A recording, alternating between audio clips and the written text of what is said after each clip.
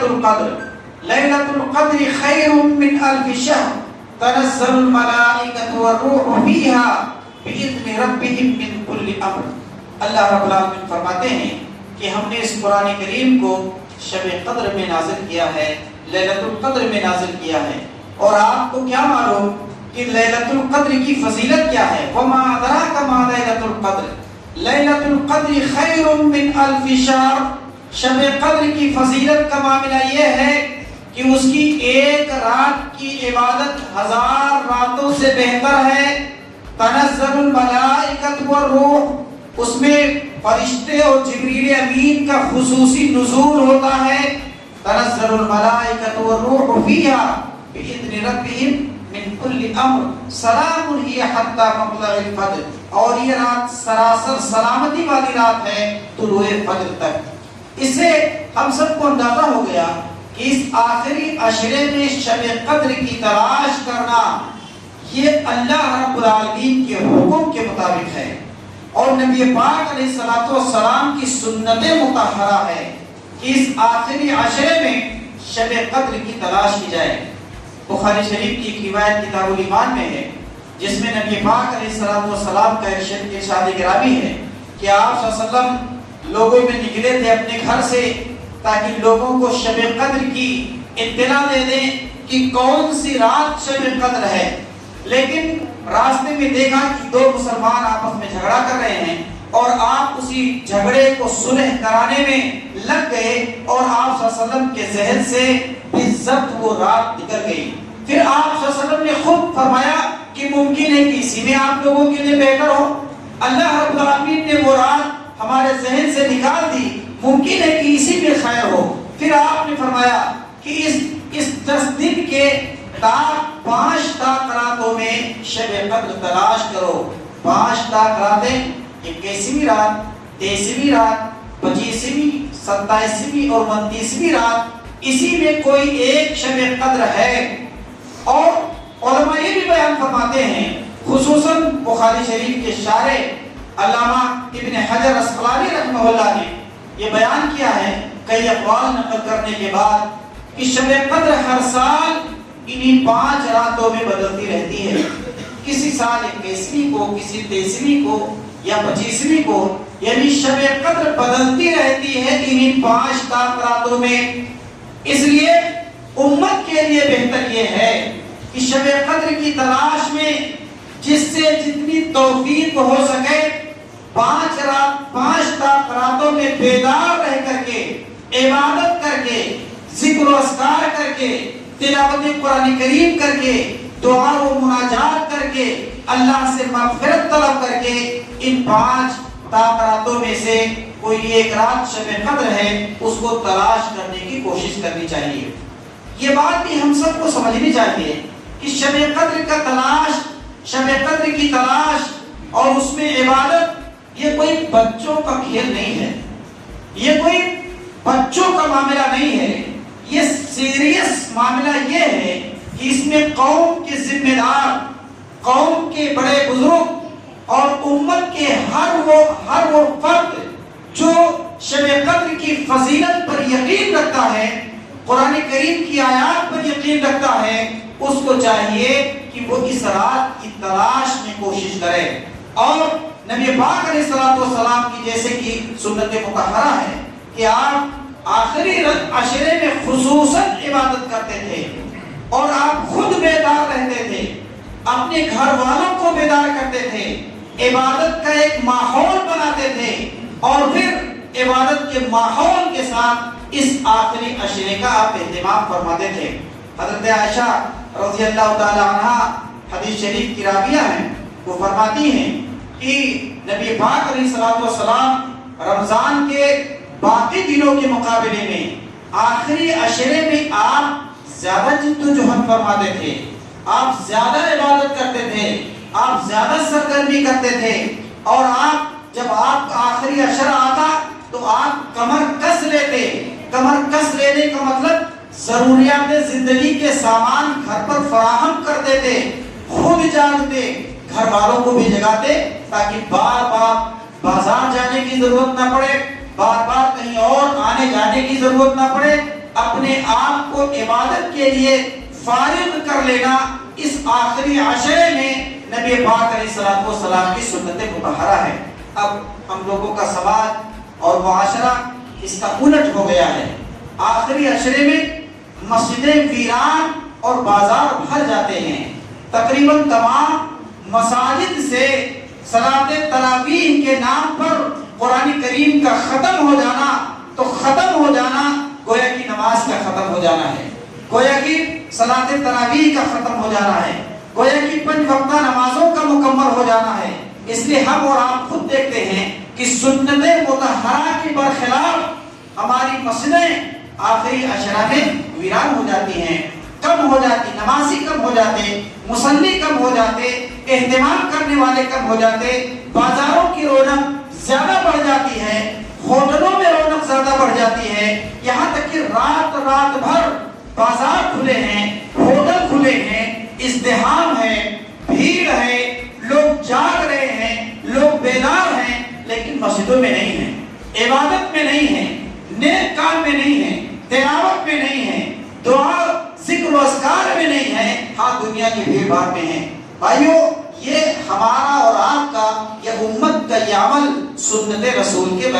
برخلاف ہے، جس کو ہم کو اور آپ کو توجہ دینے کی ضرورت ہے کہ ہم سنت رسول کے خلاف یہ امت کیوں اس طرح سے کام کر رہی ہے، جس کو آخری عشرے میں مسجدیں اور بھر جانا چاہیے، اس کے برخلاف بازار بھرے جا رہے ہیں۔ تو ہم کو یہ معلوم ہوا کہ اس آخری عشرے میں شب قدر کی تلاش کرنی چاہیے، یہ قرآن کریم کے حکم کے مطابق ہے اور نبی پاک علیہ الصلوۃ والسلام کی سنت کے مطابق ہے۔ حضرت عائشہ رضی اللہ تعالیٰ عنہا ایک حدیث شریف کی راویہ ہیں، وہ بیان فرماتی ہیں، کہتی ہیں کہ میں نے نبی پاک علیہ الصلوۃ والسلام سے سوال کیا اور پوچھا کہ آپ کا کیا خیال ہے، اگر میں شب قدر پالوں تو میں کون سی دعا اس رات میں پڑھوں، یعنی شب قدر میں کون سی دعا پڑھوں؟ آپ صلی اللہ علیہ وسلم نے ان کو جو دعا سکھائی تھی وہی دعا ہمارے لیے بھی سنت ہے۔ حضرت عائشہ رضی اللہ تعالی عنہا کو آپ صلی اللہ علیہ وسلم نے کہا کہ کہا کرو، قولی کہا کرو، اللہم انک عفو تحب العفو فاعف عنی، اللہم انک عفو تحب العفو فاعف عنی۔ صحیح حدیث شریف سے بالکل ثابت شدہ یہ دعا ہے جو شب قدر میں کثرت سے پڑھی جاتی ہے، جس میں بندہ گویا اللہ سے یہ کہتا ہے اللہم انک عفو، اے اللہ بے شک تو درگزر کرنے والا ہے، تحب العفو، اور درگزر یعنی معافی کو پسند کرتا ہے، فاعف عنی، تو مجھے بھی معاف کر دے، اللہم انک عفو، اے اللہ بے شک تو درگزر کرنے والا ہے اور درگزر یعنی معافی کو پسند کرتا ہے، تو فاعف عنی، تو مجھے بھی معاف فرما دے۔ حدیث شریف کی اس دعا سے معلوم یہ ہوا کہ اللہ کی ایک صفت ہے معاف کرنا، اللہم انک عفو، معاف کرنا یعنی معاف کرنا، درگزر کرنا، یہ اللہ رب العالمین کی ایک صفات عالیہ ہے، یعنی اس کی ایک صفت ہے کہ وہ درگزر کرتا ہے، معاف کرتا ہے اپنے بندوں کو اور معافی کو پسند کرتا ہے۔ اس کے بندوں کو بھی چاہیے کہ وہ درگزر کا معاملہ فرمائیں، معافی کا معاملہ فرمائیں، آپس کے تنازع اور جھگڑے تو میں کا معاملہ اگر ہو تو معافی و درگزر کا راستہ اختیار کرنا یہ بندے کے لیے وہ صفت ہے جو اللہ کی صفت ہے، یعنی اس کو درگزر کا راستہ اختیار کرنا چاہیے۔ یہ ہم کو اور آپ کو سکھایا گیا۔ بات بات پر جھگڑا کرنا، بات بات پر تنازع پیدا کرنا، ضد کر لینا، اپنی بیوی سے، اپنے بچوں سے، اپنے بھائیوں سے، اپنے لوگوں سے بات بات پر ضد کرنا، جھگڑا کرنا، بحث اور مباحثہ کرنا، بے فالتو کا آپس میں تنازع پیدا کرنا، یہ بات درست نہیں ہے۔ یہ مزاج اس دعا میں دیا گیا کہ آپ درگزر اور معافی کو پسند کریں، اور خاص طور پر اس رمضان کے مہینے میں جب آپ روزے سے ہیں، جب آپ سنت رسول پر چل رہے ہیں، جب آپ سراپا نیکی میں ہیں اور نیکی چاہتے ہیں، مغفرت کی دعا کر رہے ہیں اللہ تعالیٰ سے اپنے لیے اور سب کے لیے، پھر ایسے ماحول میں آپ کا جھگڑنا، آپ کا لڑنا، آپ کا بحث کرنا،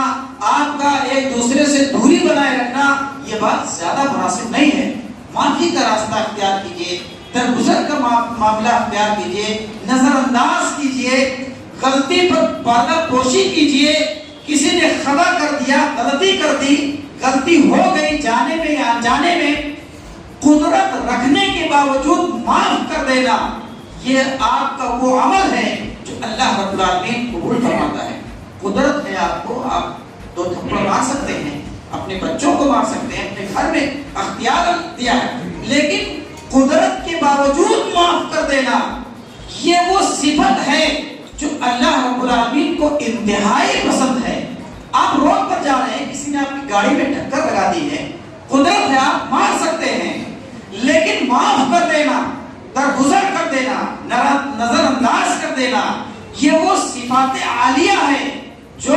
ہمیشہ انشاءاللہ آپ کے کام آنے والی ہے. خصوصاً رمضان کے مہینے میں درگزر نبی پاک علیہ الصلوۃ والسلام کی سنت مطہرہ ہے. اس لیے ہم روزے سے رہ کر کے نظر انداز اور درگزر کا معاملہ فرمانا یہ ہمارے ایمان کا جز اور حصہ ہے. اس لیے ہم اور آپ عہد کریں کہ اپنی زندگی کا معمول بنائیں نظر انداز کر دینا, معاف کر دینا, درگزر کر دینا, اس لیے کہ وہ عمل ہے جو نبی پاک علیہ الصلوۃ والسلام کو پسند تھا اور اللہ رب العالمین اسی عمل کو پسند فرماتا ہے. تو یہ دعا سکھائی گئی کہ آپ شب قدر کی تلاش میں رہیں اور بیدار رہ کر کے شب بیداری کر کے آپ دعا و عبادات کریں اور یہ دعا کثرت کے ساتھ پڑھتے رہیں. اس لیے کہ شب قدر یہ نزول قرآن کریم کی رات ہے, 1000 راتوں سے بہتر ہے. اس میں فرشتوں کا نزول ہوتا ہے اور اس ایک رات میں قیام یعنی صلاۃ تراویح کا قیام اور نماز کے لیے قیام اور عبادتوں کے لیے قیام یہ گناہوں سے معافی کا سبب ہے. شب قدر میں اور دیگر راتوں میں بھی ہے, لیکن شب قدر میں خصوصاً شب قدر میں قیام یعنی عبادت کے لیے کھڑے رہنا آپ کا گناہوں سے معافی کا سبب اور ذریعہ ہے. حضرت ابو ہریرہ رضی اللہ تعالیٰ عنہ ایک حدیث شریف کے راوی ہیں جس میں وہ فرماتے ہیں کہ نبی پاک علیہ الصلوۃ والسلام نے فرمایا, کیا فرمایا, من قام رمضان ایمانا و احتسابا غفر له ما تقدم من ذنبه, جس نے شب قدر میں ایمان اور اجر و ثواب کی نیت سے قیام کیا اس کے گزشتہ تمام گناہ معاف کر دیے جاتے ہیں. تو آپ دیکھتے ہیں کہ بخاری شریف کی روایت ہے جس میں فضیلت ہے کہ جس نے شب قدر میں ایمان اور اجر و ثواب کی نیت سے قیام کیا اس کے گزشتہ تمام گناہ معاف کر دیے جاتے ہیں. گویا کہ شب قدر کے بارے میں ہم کو رات کو اہتمام کرنی چاہیے, بیدار رہ کر کے. یہ قرآن کریم کا حکم ہے, یہ نبی پاک علیہ الصلوۃ والسلام کی سنت ہے. یہ ازواج مطہرات, تمام سلف صالحین, تمام نیکوکار متقیوں اور پرہیزگاروں کا وتیرہ اور طریقہ یہی چلا رہا ہے 1448 سال سے. اس شب قدر میں بیدار رہنا یہ امت مسلمہ کا خاصہ ہے. دوسری بات, اس شب قدر میں اعتکاف کا اہتمام کرنا. اعتکاف یعنی اپنے آپ کو جامع مسجد میں یا جس مسجد میں اعتکاف کا اہتمام ہو رہا ہو وہاں اپنے آپ کو مقید کر کے ایک طرح سے اللہ پاک کی عبادت و ریاضت کرنا, یہ نبی پاک علیہ الصلوۃ والسلام کی سنت ہے. اور آپ صلی اللہ علیہ وسلم رمضان میں کے آخری عشرے میں خود اعتکاف فرمایا کرتے تھے. سیدہ عائشہ رضی اللہ تعالی عنہا کی روایت ہے ان النبی صلی اللہ علیہ وسلم كان يعتكف على عشر الاواخر من رمضان حتى توفاه الله ثم اعتكف ازواجه من بعده. نبی پاک علیہ الصلوۃ والسلام ہر رمضان کے آخری عشرے میں آپ اعتکاف فرمایا کرتے تھے, یہاں تک کہ اسی حالت میں اللہ رب العالمین نے اسی عمل پر اللہ رب العالمین نے آپ کو وفات دے دی. پھر آپ کے بعد آپ کی ازواج مطہرات بھی اعتکاف فرمایا کرتی تھیں. یہ حضرت عائشہ رضی اللہ تعالیٰ عنہ کی گواہی ہے. اور اسی طرح سے نبی پاک علیہ حضرت ابو ہریرہ رضی اللہ تعالیٰ عنہ کی ایک دوسری روایت بھی ہے جس میں وہ فرماتے ہیں کہ آپ صلی اللہ علیہ وسلم رمضان کے آخری عشرے میں اعتکاف کرتے تھے, لیکن جس سال آپ کی وفات ہونا تھی آپ نے 20 دنوں تک اعتکاف کیا، اور آپ ہر رمضان میں قرآن کریم کا دور حضرت جبریل امین سے کرتے تھے، لیکن جس سال آپ کا وفات ہونا تھا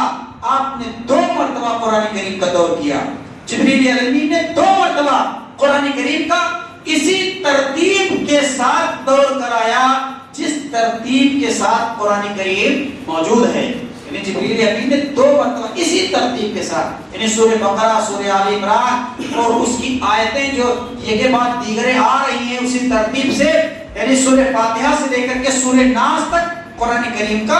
دور کرایا، اور پھر آپ نے اس کا املا اور نقل کروایا صحابہ کرام نے۔ تو اس سے معلوم ہوا کہ اعتکاف کرنا نبی پاک علیہ الصلوۃ والسلام کی سنت ہے، اور اعتکاف کرنا ازواج مطہرات کی سنت ہے۔ اور یہ بھی معلوم ہوا کہ اعتکاف جیسے مرد حضرات کرتے ہیں، مرد حضرات کی طرح اگر مساجد میں اہتمام ہو تو خواتین بھی کر سکتی ہیں۔ قرآن کریم میں ہے وَأَنْتُمْ عَاكِفُونَ فِي الْمَسَاجِدِ، تم مسجدوں میں اعتکاف کرو۔ یہ حکم مرد اور عورت دونوں کو شامل ہے، یعنی اعتکاف مسجد ہی میں کیا جا سکتا ہے۔ خواتین اس مسجد میں اعتکاف کریں گی جہاں ان کے ساتھ اور بہت سارے خواتین ہوں، یا ان کے محرم اس مسجد میں موجود ہوں، ان کے لیے الگ تھلگ گوشہ ہو، ان کا وضو خانہ ہو، ان کے لیے قضاء حاجت کے دیگر اور چیزیں موجود ہوں، تو وہاں اعتکاف کریں گی، ورنہ اعتکاف ان سے ساقط ہے۔ مرد حضرات مسجد میں اعتکاف کریں گے، اور اس کے ساتھ ساتھ اعتکاف کے ساتھ ساتھ ناگزیر حالات کی وجہ سے کبھی وہ گھر بھی جا سکتے ہیں، کبھی ان کے گھر کی خواتین ان سے ملاقات کے لیے یا کسی ضروری مشورہ کے لیے یا اور کسی چیز کے لیے مسجد میں آ سکتی ہیں، جیسے حضرت صفیہ رضی اللہ تعالی عنہا نبی پاک علیہ السلام کے پاس جب کہ آپ مسجد میں معتکف تھے، وہ خود آئی تھی ملنے کے لیے، اور پھر کچھ دیر تک ضروری گفتگو کر لینے کے بعد پھر جب وہ رات کے حصے میں جانے لگی تو نبی پاک علیہ السلام ان کو گھر تک پہنچانے کے لیے مسجد سے گئے۔ رات میں ملنے کے لیے آئی تھی اور اکیلے کیسے چھوڑ دیتے، اس لیے مسجد سے نکل کر کے اپنی اہلیہ حضرت صفیہ کو گھر چھوڑنے تک گئے۔ یہی سنت ٹھہری کہ اگر ضروری ہے تو اگر گھر والی آئی ہوئی ہے مشورے سے تو گھر تک آدمی ناگزیر حالات پر جا سکتا ہے، ورنہ کسی کی عیادت کے لیے، کسی کے جنازے کے لیے، کسی اور دیگر دنیاوی امور کے لیے مسجد سے اس کا باہر نکلنا درست نہیں ہے۔ یہ بات بھی معلوم ہے کہ اعتکاف کرنے والوں کو بہت سے عبادات کے وہ اوقات میسر ہیں جو دنیا میں رہ کر کے یا بازار میں رہ کر کے یا گھر میں رہ کر کے عام آدمی کو میسر نہیں ہے۔ اس لیے بہتر یہ ہے کہ اعتکاف کی نیت بھی لوگوں کو کرنی چاہیے، اور اعتکاف کے لیے سنت رسول کے مطابق عمل کرنا چاہیے۔ یہ زندگی بھاگ دوڑ کی تو ہے ہی ہے، ضروریات زندگی کبھی ختم ہونے والی نہیں ہے۔ آپ یہ سمجھیں کہ ہم سارے مسائل حل کر لیں گے، ختم کر لیں گے، اس کے بعد اس پر عمل کریں گے تو نہ مسائل کا انبار ختم ہوگا اور نہ یہ ہو پائے گا۔ اس لیے نیت کیجئے، خلوص نیت کیجئے، کوشش کیجئے، اللہ رب العالمین آپ کے لیے آسانی فرما دے گا۔ ظاہر سی بات ہے جب تک اللہ تعالیٰ آسانی نہ فرمائے، دلوں میں ہمارے اس کے اہمیت نہ ڈالے، تب تک یہ آدمی کہاں عمل کر سکتا ہے۔ اس لیے اعتکاف کی نیت کرنی چاہیے، یہ سنت رسول ہے، یہی سنت صحابہ ہے، اور اس سنت کو زندہ رکھنا چاہیے۔ آج معاملہ تو یہ ہے کہ سماج اور معاشرے میں اعتکاف کرنے والے برائے نام ہیں، بہت کم لوگ اس پر مل پاتے ہیں اعتکاف کرنے کے لیے۔ گویا کہ یہ سنت دھیرے دھیرے ہمارے سماج اور معاشرے سے اٹھتی چلی جا رہی ہے اور اٹھی جا رہی ہے۔ ہمارے چاہے کوئی بزرگ ہو، چاہے کوئی نوجوان ہو، اس سنت پر عمل کرنے کے لیے اب تیار نہیں ہو رہا ہے۔ اس لیے اس سنت کا چرچا ہونا چاہیے، اور اس سنت کی اہمیت ہونی چاہیے کہ اس پر عمل کرنا اور اس پر عمل کر کے ثواب حاصل کرنا، نبی پاک علیہ السلام کی سنت کو زندہ رکھنا، یہ ہماری اور آپ کی ذمہ داری ہے۔ بھائیو، اس کے ساتھ ساتھ اللہ نے اگر یہ مواقع ہم کو اور آپ کو میسر کیے ہیں اعتکاف کے، تو پھر ہم کو اور آپ کو اس وقت سے فائدہ اٹھانا چاہیے، زیادہ سے زیادہ اپنے اوقات کو تلاوت قرآن کریم میں، قرآن کریم کے سمجھنے میں، دعا و نماز کے کو یاد کرنے میں، تسبیح و تحلیل میں، دعا و مناجات میں، دیگر نوافل کے اہتمام میں، اور جتنے بھی سنت ہیں چاہے وہ چاشت کے ہوں یا اشراق کے ہوں یا اور جتنے بھی سنت صحیحہ سے جو بھی عمل ثابت ہے، وہ ایک معتکف آسانی کے ساتھ ادا کر سکتا ہے جو دیگر لوگ ادا کر نہیں پاتے ہیں چاہنے کے باوجود۔ اس لیے گزارش یہ ہے کہ آخری عشرہ ہم پر سایہ قدم ہونے والا ہے، ہم شب قدر کا اہتمام کریں، اس کے ساتھ ساتھ اعتکاف کا اہتمام کریں، اور ہم جو یہ آخری عشرہ غفلت میں گزرتی ہے، غفلت میں نہ گزار کر کے اللہ کی عبادت و ریاضت میں اور دیگر اجر و ثواب کے حاصل کرنے میں گزاریں۔ اگر زکوٰۃ نہیں ادا کیا ہے تو زکوٰۃ ادا کریں، صدقہ فطر کے ادا کرنے کی تیاری کریں، پہلے اگر ادا ہو جائے تو بہتر ہے، لیکن نماز عید سے کچھ پہلے ادا ہو، یہی سنت سے ثابت ہے۔ ہم کو رات کو بہرحال یہ آخری عشرہ سایہ پگن ہے، آئندہ یہ رمضان کس کو ملے کس کو نہ ملے، اس لیے آخری رمضان سمجھ کر کے اس کا اہتمام کرنا چاہیے تاکہ ہم زیادہ سے زیادہ نیکیاں کر سکیں، زیادہ سے زیادہ قرآن کریم کی تلاوت کر سکیں، زیادہ سے زیادہ اپنے اوقات کو مساجد میں لگا کر کے شب قدر کی تلاش کر کے اعتکاف میں اپنا وقت لگا کر کے عبادت کا اہتمام کریں۔ اللہ رب العالمین ہم سب کو اس کی توفیق عطا فرمائے۔ آئیے دعا کریں، اور الہ ہم سب پہ جو کچھ بھی پریشان حال ہو اللہ ان کی پریشانیوں کو دور فرما دے۔ اللہ رب العالمین سے دعا کریں کہ اس رمضان مبارک میں ہم نے جتنی بھی عبادات کی ہیں اللہ رب العالمین ہم سب کی عبادات کو قبول فرمائے۔ اللہ رب العالمین ہماری تلاوت کو، ہمارے ذکر و اذکار کو، ہمارے صلاۃ تراویح کو، ہمارے قیام اللیل کو اللہ رب العالمین تو اپنے فضل و کرم سے قبول فرما لے۔ ہم میں جو بھی کسی بھی طرح سے بیمار ہوں اللہ رب العالمین ان سب کو شفائے کاملہ عاجلہ عطا فرما دے۔ ہم میں جو بھی قرض دار ہوں، پریشان حال ہوں، اللہ تعالیٰ ان کے قرض کی ادائیگی اور ان کی پریشانیوں کو دور فرما دے۔ مسلمان جہاں کہیں بھی پریشان حال ہوں، چاہے ہمارے اس ملک میں یا ہمارے اس ملک سے باہر، اللہ رب العالمین ایسے تمام مسلمانوں کی پریشانیوں کو دور فرما دے، امن و امان عطا فرما دے، ان کو امن و شانتی کے ساتھ رہنے کی توفیق عطا فرما دے۔ بارے رہا جہاں کہیں بھی مسلمان پریشان حال ہوں ان کی پریشانیوں کو دور فرما دے۔ اللہ رب العالمین ہمارے اس ملک میں امن و امان عطا فرما دے، ہمارے اس ملک میں امن و امان عطا فرما دے، ہم سب کو پیار اور محبت اور امن و سلامتی کے ساتھ زندگی جینے کی توفیق عطا فرما دے۔ آمین وآخر دعواہم الحمدللہ رب العالمین۔ اقول قولی ھذا واستغفر اللہ لی ولکم ولسائر المسلمین من کل ذنب فاستغفروہ انہ هو الغفور